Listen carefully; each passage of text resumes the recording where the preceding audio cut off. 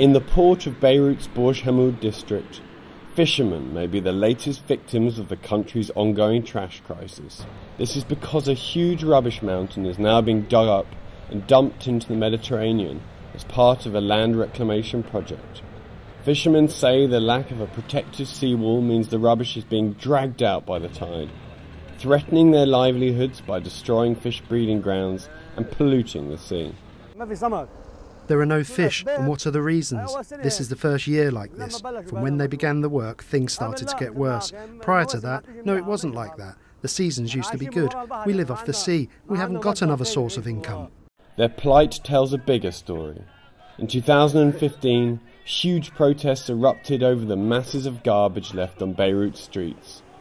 Protesters blamed the trash crisis on political corruption.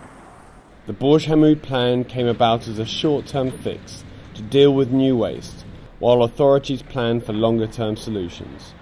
Protests now are much smaller, even though the number of illegal rubbish dumps across the country is actually up since 2015.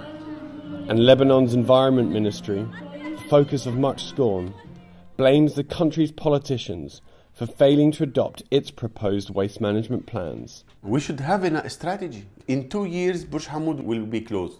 What is the alternative? Nothing. The waste will goes back to the streets.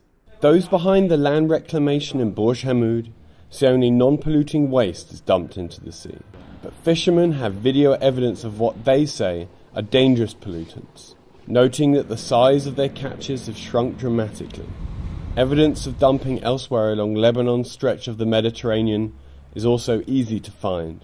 And with the European Union pumping millions of euros into Lebanon for waste management, some activists say European countries have a direct interest in ensuring their money is well spent. Why the embassies, why the European Commission is silent?